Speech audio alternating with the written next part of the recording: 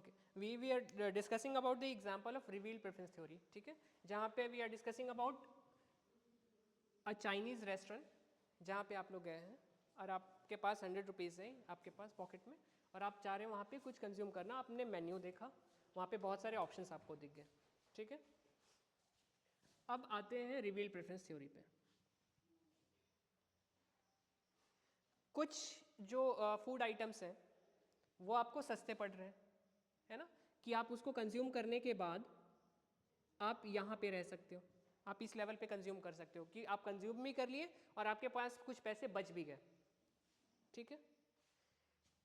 कुछ food items ऐसे हैं जिसपे आपको पूरा कंजम्पशन, आपका जो इनकम है पूरा स्पेंड होने वाला है, ठीक है। और कुछ फूड आइटम्स ऐसे हैं जो कि आप अफोर्ड नहीं कर सकते हो, okay. Reveal preference theory says a consumer is consuming a particular bundle of commodity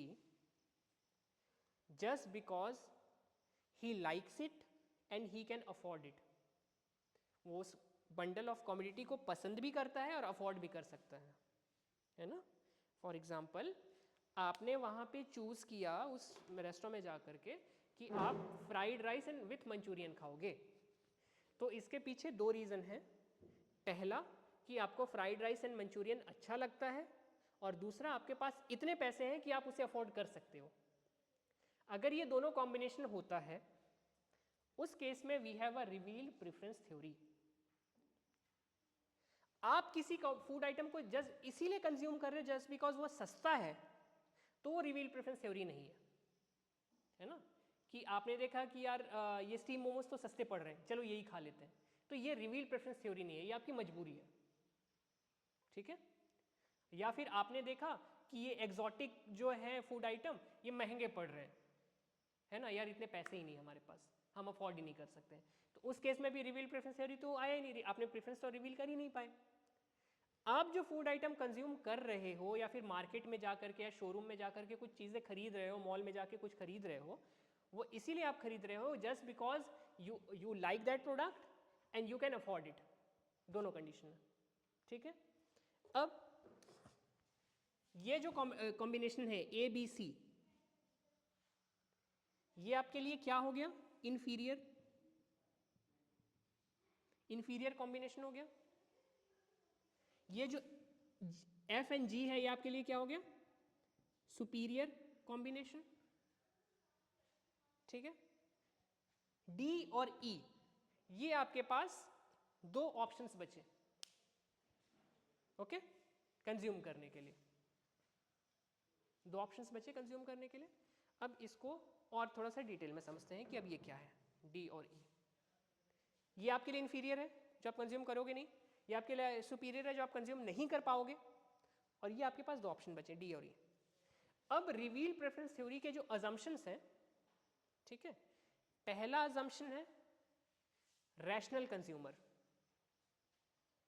rational consumer, rational consumer कौन होता है? कौन होता है रैशनल कंज्यूमर?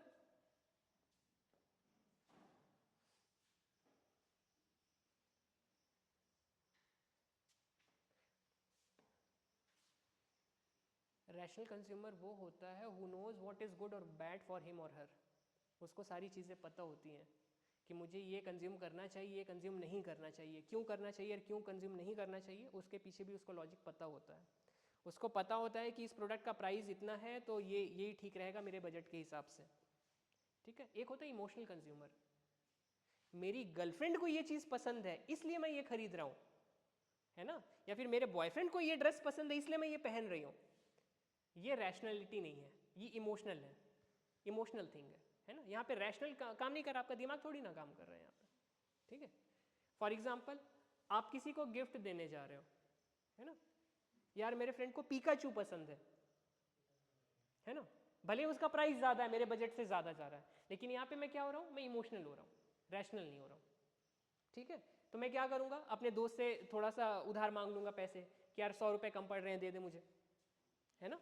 तो यहाँ पे इमोशनल कंज्यूमर आ गया। लेकिन रैशनल कंज्यूमर क्या होता है, उसको पता होता है, प्राइस के बारे में पता होता है, उसको गुड और बैड के बारे में पता होता है, और जो अपना सेटिस्फैक्शन मैक्सिमाइज करना चाहता है वो होता है rational consumer. First assumption of reveal preference theory is rational consumer. Second, consistency. Consistency, consistency का ये मतलब हुआ कि आज आप जो रेस्टोरेंट में गए और आपने fried rice and Manchurian order किया, अगले हफ्ते जब आप जाओगे रेस्टोरेंट में तो आप दोबारा से fried rice and Manchurian he order करोगे। तीसरी बार जाओगे, तीसरी बार भी fried rice and Manchurian he order करोगे। चौथी बार जाओगे तो वेटर आपको देख के ही समझ जाएगा और वो फ्राइड राइस एंड मंचूरियन लेके आ जाएगा।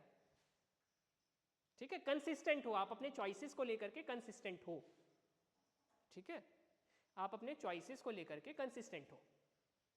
ओके, अगर आपने ए बंडल को प्रीफर किया ओवर बी एक बार, तो हर बार आप वही करोगे। This is consistency. ठीक है, third assumption is positive income elasticity of demand। Positive income elasticity of demand. Income elasticity of demand क्या होता है बताइए?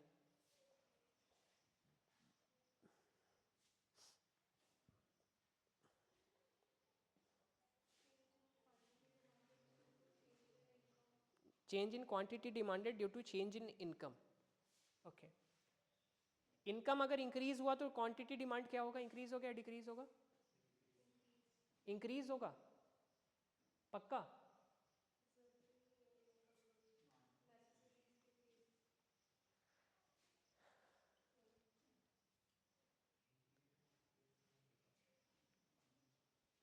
There is a difference between normal goods and inferior goods। क्या होता है inferior goods? आप फॉर एग्जाम्पल आप कोई सी प्रोडक्ट कंज्यूम कर रहे हो, ठीक है ना? अब आपकी इनकम बढ़ गई तो आपके लिए वो जो प्रोडक्ट जो आप कंज्यूम कर रहे थे वो इन्फीरियर हो गया। अब मुझे ये वाला नहीं चाहिए, मुझे महंगे वाला चाहिए। ठीक है, अब मैं टोन मिल्क नहीं पीऊँगा, मैं फुल क्रीम मिल्क पीऊँगा। ठीक है, यस बताइए। हाँ सिंपल से एग्जांपल देता हूँ। हाँ बताइए। मेरी इनकम लो है, हाँ तो मैं गवर्नमेंट जो कहते हैं राशन बांटती है हाँ वो लूँगा। हाँ कल को मेरी इनकम जो है बढ़ जाएगी, हाँ, अब मैं राशन छोड़ दूंगा, मैं आटे वाला का आटा खाना ब्लिंकिट से खरीदूंगा। ऑर्डर करोगे आप? वो स्विगी पहले आप लाइन में लग के जाके राशन लेके आते थे, अब ब्लिंकिट से घर बैठे ऑर्डर कर रहे हो। आटे की दुकान पे, ठीक है, फिर मैंने वो राशन जो दूंगा वो इंफीरियर होगा। पहले आप छाछ पी रहे थे, अब मोहितो पियोगे आप, है ना? तो ये एग्जांपल मैं स्टोरी देता हूँ। तो जो छाछ है अब वो आपके लिए क्या हो गया? इन्फीरियर हो गया। ठीक है, आपके लिए टोन्ड मिल्क क्या हो गया? इन्फीरियर हो गया, है ना? तो इनकम बढ़ने से किसी प्रोडक्ट की डिमांड कम भी हो सकती है। कम किसकी होती है? इन्फीरियर गुड्स की। इनकम बढ़ने से किसी की डिमांड बढ़ जाए, वो किसकी होती है? नॉर्मल गुड्स की। Positive income elasticity of demand का मतलब हुआ कि जो प्रोडक्ट आप कंज्यूम कर रहे हो वो कौन सा प्रोडक्ट है? नॉर्मल कमोडिटी है। ये डी और ई नॉर्मल है, इन्फीरियर नहीं है। ठीक है, this is the assumption. Okay, next, transitivity. Transitivity, this is also an assumption. अब क्या होता है ट्रांजिटिविटी? इसको एग्जाम्पल के थ्रू समझिए।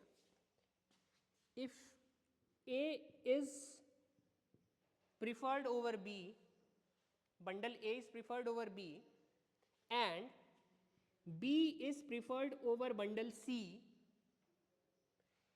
and C is preferred over bundle D, है ना?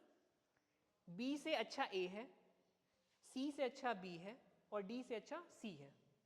ठीक है, in that case A will be preferred over D। This is transitivity। ठीक है, this is also an assumption, transitivity।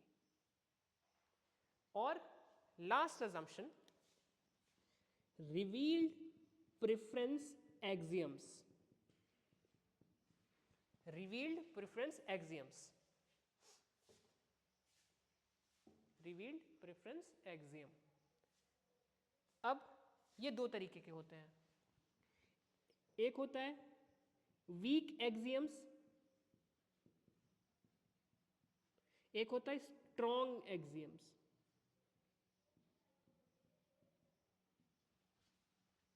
Week axiom and strong axiom. ठीक है. अब ये जो फिगर है इसको समझते हैं. ए बी सी इंफीरियर था, एफ एंड जी सुपीरियर था, बचा क्या? डी और ई बचा, है ना. अब आपने डी कंज्यूम किया ओवर ई. डी कंज्यूम किया ओवर ई. आप दोनों कंज्यूम कर सकते थे, है ना, लेकिन आपने कौन सा कंज्यूम किया? D over E. This is weak axiom. Weak axiom. आपके पास दो चॉइसेस थी, है ना. दोनों का प्राइस मतलब जो बजट लाइन था उसमें सेम था. मतलब ऐसा था कि दोनों आप अफोर्ड कर सकते थे विद द सेम प्राइस, है ना, लेकिन आपने डी को प्रीफर किया over E. This is called weak axiom. Okay. दूसरा एक सिचुएशन समझो आप. आपके पास ऑप्शन ए बी सी भी है, डी ई भी है और एफ जी. एफ जी तो आउट ऑफ कॉन्टेक्स्ट हो गया. आपके पास ए बी सी डी और ई है. ये 5 ऑप्शंस हैं, है ना. आपने बी की जगह डी कंज्यूम किया. बी की जगह बी भी आप उतना ही पसंद था आपको, है ना, लेकिन आप डी कंज्यूम किया. बी जो कि चीपर भी था, पसंद था, चीपर भी था, लेकिन आप इसको छोड़ के आप एक्सपेंसिव प्रोडक्ट की साइड गए, है ना. This is called strong axiom. Strong axiom.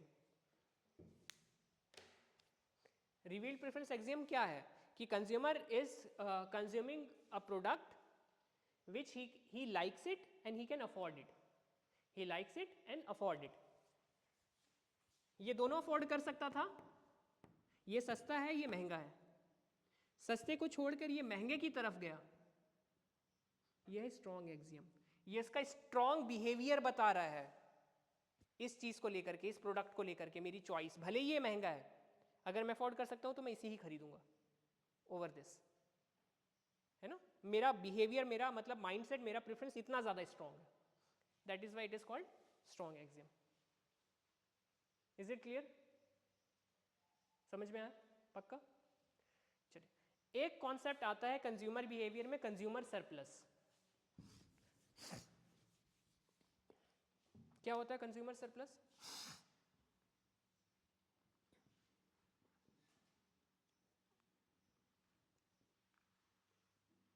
This is demand curve. ठीक है. This is supply curve. Demand curve और सप्लाई कर्व जहां पे इंटरसेक्ट होते हैं वो पॉइंट क्या होता है? इक्विलिब्रियम होता है. This is equilibrium price, this equilibrium quantity.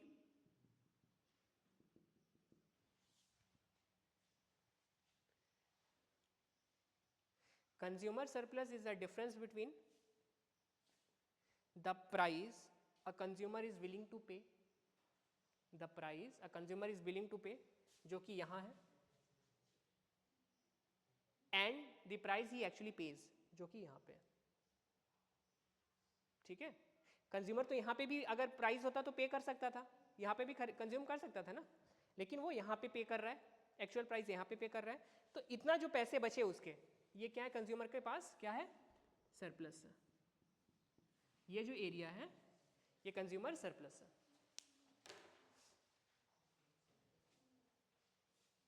ठीक है. क्लियर? चलिए, आपके 2 डाउट्स क्लियर हो गए, प्राइस इफेक्ट, सब्स्टिट्यूशन इफेक्ट वाला और रिवील्ड प्रेफरेंस थ्योरी वाला. अब आपका नेक्स्ट डाउट क्या था? वो कॉप डगलस प्रोडक्शन फंक्शन. तो पहले प्रोडक्शन फंक्शन क्या होता है वो समझ लेते हैं. क्या होता है प्रोडक्शन फंक्शन?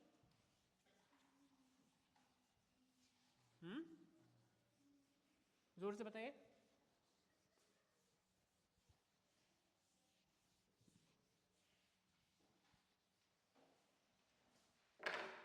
क्या होता है production function?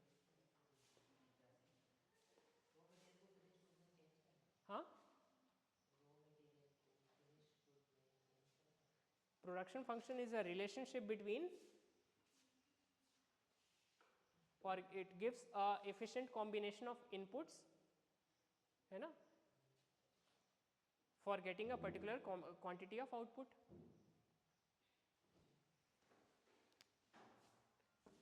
Output is a function of labor and capital. Output is a function of input. Output is a function of input. Labor and capital are inputs. This is production function. Okay. We have different types of production function. कौन कौन से हैं? Linear, non-linear, fixed proportion, variable proportion, Cobb-Douglas production function. ये सारी चीज़ें लिखवाई हुई हैं, नोट्स में चेक करो आप लोग। बनाते हो नोट्स?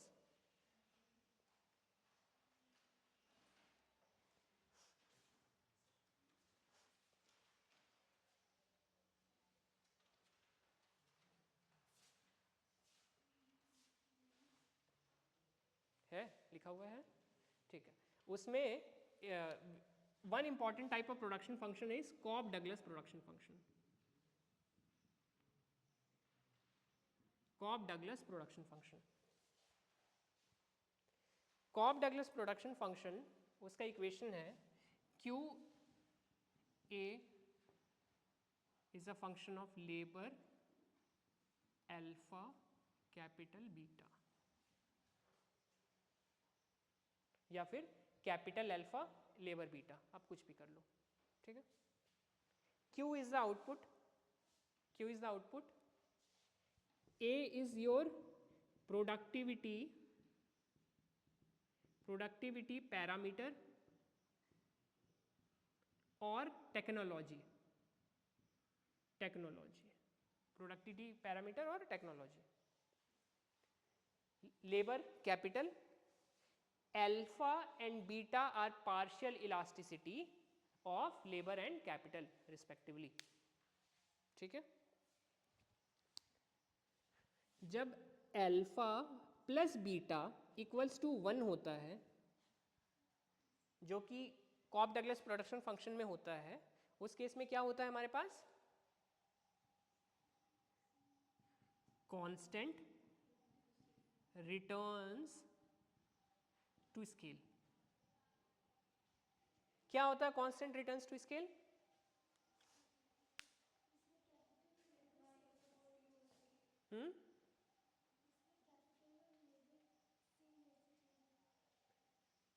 कैपिटल और लेबर नहीं, इनपुट और आउटपुट सेम लेवल से चेंज होता है। अगर आपने इनपुट्स को डबल किया तो आपका आउटपुट भी डबल हो जाएगा। This is constant returns to scale. Increasing returns to scale क्या होता है?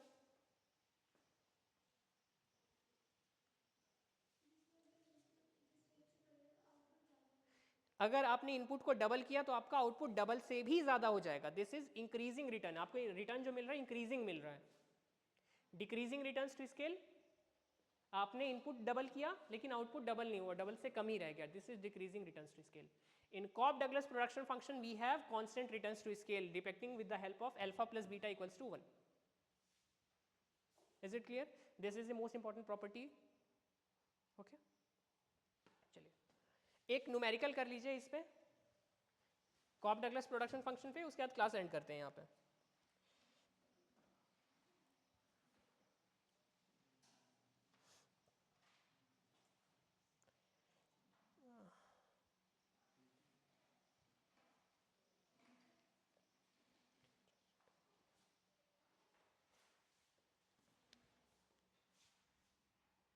ये आपको क्वेश्चन में दिया है Q equals to A under root L के,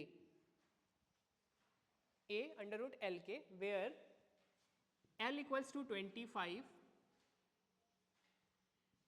K equals to 64 and productivity parameter is 8. Find the quantity produced.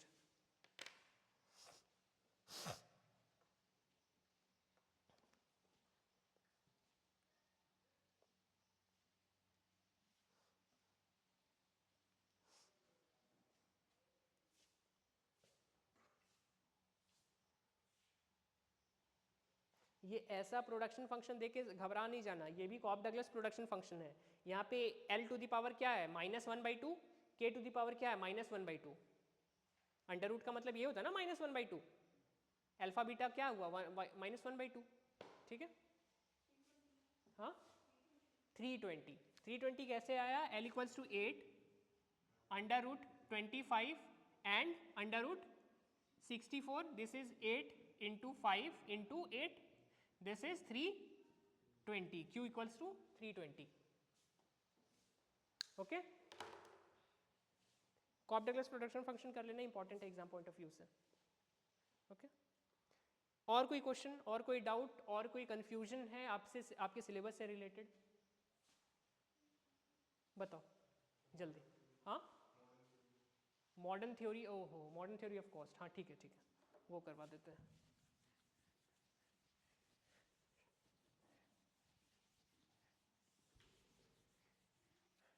Modern theory समझने से पहले ट्रेडिशनल थ्योरी समझना पड़ेगा और डिफरेंस समझना पड़ेगा traditional cost theory and modern cost theory में।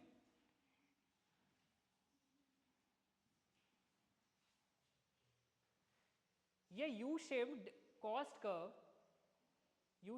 कर्व जो है, for example this is average variable cost. ये यू शेप जब होता है किस केस में, ट्रेडिशनल थ्योरी में, जहां पे आपके पास सिर्फ एक मिनिमम पॉइंट होता है। आप इससे जरा सा भी डेविएट करोगे आपका कॉस्ट क्या हो जाएगा, इंक्रीज हो जाएगा, है ना।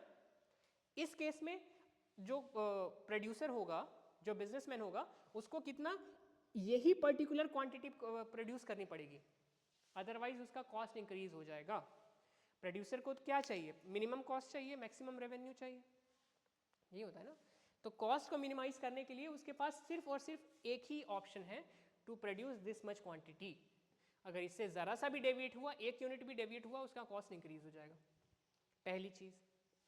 दूसरा, अब सिर्फ आपके पास सिर्फ एक ही ऑप्शन है कि आपको इतना क्वांटिटी कंज्यूम करना है, प्रोड्यूस करना है। इस केस में आपके पास फ्लेक्सिबिलिटी खत्म हो गई, फ्लेक्सिबिलिटी तो खत्म हो गई ना। फॉर एग्जाम्पल जैसे आज बारिश हो रही है, फैक्ट्री में उतने वर्कर पहुंचे नहीं, आधो लोगों ने छुट्टी ले ली, उस केस में आपका क्या हो गया, प्रोडक्शन कम हो गया, आपका कॉस्ट क्या हो जाएगा, प्रोडक्शन कम हो गया। पहले आप इतना प्रोड्यूस कर रहे थे, अब आप यहाँ पे आ गए, आपका कॉस्ट देखो बढ़ गया कि नहीं बढ़ गया, बढ़ गया ना। और सपोज अभी गर्मियाँ चल रही हैं और आपकी आइसक्रीम की फैक्ट्री है, आपका डिमांड अचानक से बढ़ गया, आप यहाँ पे थे, आप यहाँ पे आ गए, फिर भी आप ज़्यादा प्रोड्यूस कर रहे हो विथ हायर कॉस्ट, फ्लेक्सिबिलिटी तो ज़ीरो है आपके पास। आपको सिर्फ और सिर्फ इसी पोजीशन पे रहना पड़ेगा, अदरवाइज आपका कॉस्ट इंक्रीज हो जाएगा। आपको किसी चीज़ की फ्लेक्सिबिलिटी नहीं है ना। अब जो मॉडर्न थ्योरी है वो कहता है नहीं, बिजनेसमैन के पास फ्लेक्सिबिलिटी होती है, ठीक है, कि जो फ्लक्चुएशन इन डिमांड जो होता है ड्यू टू डिफरेंट रीजंस, उसको कैटर कर सके। फॉर एग्जांपल आईपीएल आया और आपकी चेन्नई सुपर किंग्स की जर्सी की डिमांड बढ़ गई अचानक से, है ना। उस केस में उस इंक्रीज डिमांड को फुलफिल करने के लिए आपके पास फ्लेक्सिबिलिटी होगी कि आप ज़्यादा प्रोड्यूस करोगे विथ अ मिनिमम कॉस्ट, ठीक है। उस केस में जो आपका डिमांड का जो कॉस्ट कब होगा, वो यू शेप ना हो करके सॉसर शेप्ड होगा। अब आपको यहां से लेकर के यहां तक की फ्लेक्सिबिलिटी मिल गई है, आप यहां पे प्रोड्यूस करो, यहां पे कहीं पे भी प्रोड्यूस करो, आपका जो कॉस्ट रहेगा वो मिनिमम रहेगा।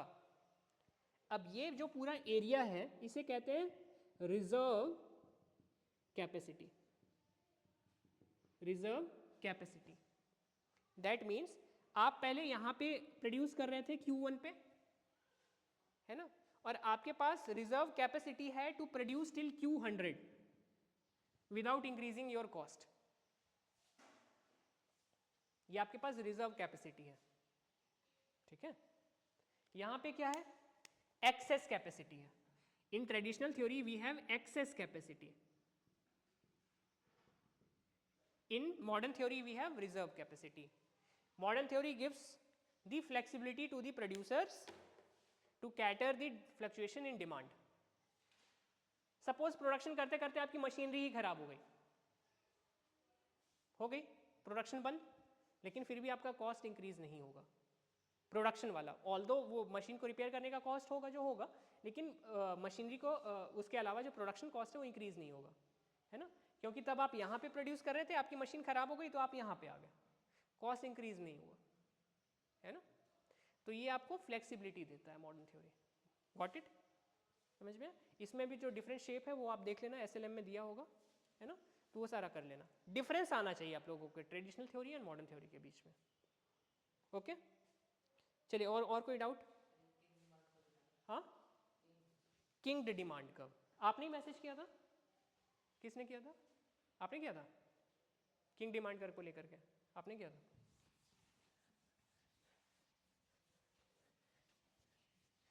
ऑलिगोपॉली में क्या होता है या डुओपॉली में we have kink demand curve.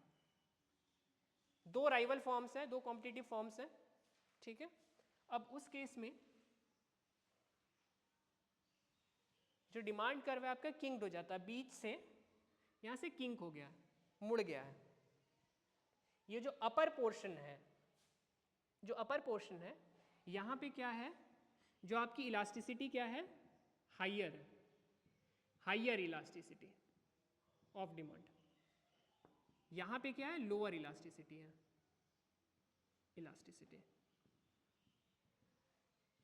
Lower elasticity, lower portion में।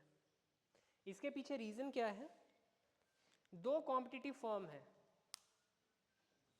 कोक एंड पेप्सी, दोनों के बीच में बहुत ही तगड़ा कंपटीशन चल रहा है। ओके, कोक कंपनी ने अगर अपने प्रोडक्ट के दाम कम किए तो पेप्सी भी कम करेगा, है ना। अदरवाइज अगर कोक ने कम किए पेप्सी ने कम नहीं किया तो सारी के सारी जो कंज्यूमर शिफ्ट कहाँ हो जाएंगे, कोक की तरफ हो जाएंगे, है ना। तो पेप्सी अपना मार्केट शेयर खो देगा। इससे बचने के लिए क्या करेगा, जो कॉम्पिटिटिव फर्म होगा जिनके बीच में फियर्स कॉम्पिटिशन है, वो जो दूसरा फर्म होगा अपना प्राइस कम कर देगा। But on the other hand अगर कोक का सपोज प्रोडक्शन कॉस्ट इंक्रीज हो गया जिसकी वजह से उसको अपना कॉस्ट इंक्रीज करना पड़ा, है ना, तो जो दूसरा फर्म होगा वो इंक्रीज नहीं करेगा, क्योंकि उसको पता है कि अगर मैं अपना कॉस्ट लोअर ही रखूंगा, प्राइस लोअर ही रखूंगा, तो यहाँ जो बढ़ी हुई जो कंपनी के जो मार्केट शेयर है वो भी मेरे पास आ जाएंगे, ठीक है। तो a competitive firm follows price fall but not follows the price rise. That is why we have king-shaped demand curve in case of oligopoly. Clear? समझ आया? जैसे भी मैच ने कोला को परचेज किया, कोला को कंप्लीट करके नए वर्जन में ड्रिंक लॉन्च करना है, तो कोका कोला की अपनी प्राइस जो है लेवल ड्रॉप। सी रियल लाइफ में ना बहुत सारे फैक्टर्स होते हैं, है ना। आपकी मोनोपोली पावर देखी जाती है ना, और वहाँ की गवर्नमेंट की पॉलिटिकल सिचुएशन देखी जाती है, क्या रूल्स एंड रेगुलेशंस हैं वो देखे जाते हैं। थ्योरेटिकली ये this is the thing, real life में कुछ चेंज हो सकता है ना। फॉर एग्जांपल जब जियो आया था उसने तो अपना प्राइस ज़ीरो कर दिया था, ज़ीरो ही किया था ना, बाकी फर्म ने क्यों नहीं किया? हाँ, जियो को भी तो लॉस हुआ था, लेकिन जियो की स्ट्रैटेजी क्या थी, अपना मार्केट शेयर इंक्रीज करना था, जो दूसरे के जो कस्टमर है उसको अपने साइड लाना था, इसलिए वो लॉस भी बियर किया। अगर वो रैशनल प्रोड्यूसर होता, समझदार प्रोड्यूसर होता, थ्योरेटिकली अगर रैशनल प्रोड्यूसर होता तो अपना प्राइस अपने लॉस में तो नहीं बेचता अपने प्रोडक्ट को। जीरो प्राइस मीन्स आपका शटडाउन प्राइस भी तो चला गया ना, जहां पे आपको कंपनी बंद कर देनी चाहिए वो तो उससे भी लोअर प्राइस पे बेच रहा है, जीरो प्राइस पे बेच रहा है। रैशनल प्रोड्यूसर तो ऐसा नहीं करेगा, है ना। लेकिन रियल लाइफ में क्या है, उसको पता था, उस कंपनी को पता था कि अगर हम अपनी प्राइस को जीरो रखेंगे तो जो ये एयरटेल है, वोडा है, आइडिया है और बीएसएनएल और जो सारी कंपनीज हैं उनके कंज्यूमर भी कहाँ आ जाएंगे, हमारी तरफ आ जाएंगे, फिर बाद में हम अपना इंक्रीज कर देंगे। तो उस केस में किंग डिमांड शेप नहीं था, क्योंकि जो फॉलोअर्स थे उन्होंने अपना प्राइस कम नहीं किया। लेकिन अब देखिए, अब यहां पे अब जब नॉर्मल सिचुएशन हो गई है तो ऑलमोस्ट जितनी कंपनीज हैं, वोडा, आइडिया और ये और जो एयरटेल एंड जियो, सबका जो डेटा पैक है वो ऑलमोस्ट सेम होता है, ऑलमोस्ट सेम होता है। अगर यहाँ पे जियो ने अपना डेटा पैक का प्राइस कम किया तो दूसरी कंपनी भी कम करेगी। वहाँ पे सिचुएशन क्या थी, उसको मार्केट में एंटर होना था। अब यहाँ पे क्या करना, फाइट करना है। सिचुएशन अलग हो गई, प्राइसिंग स्ट्रेटेजी अलग हो गई, डिमांड कर्व का शेप अलग हो गया। समझ में आया, है ना? तो theoretically the reason behind kink shape is because of the competitors follow price fall but not the price rise theoretically. Practically there are numbers of reasons जिसकी वजह से ये ऐसा ना हो। Is it clear? ठीक है, अब आप लोग पढ़ोगे ध्यान से, प्रीवियस ईयर क्वेश्चंस जो होंगे या फिर जो टॉपिक्स हैं इंपॉर्टेंट उसको सॉल्व करोगे, ठीक है ना? और जो डाउट्स होंगे वो पूछोगे, ठीक है? क्लास को यहीं पे ओवर कर रहे हैं, ओके? बंद कर दीजिए।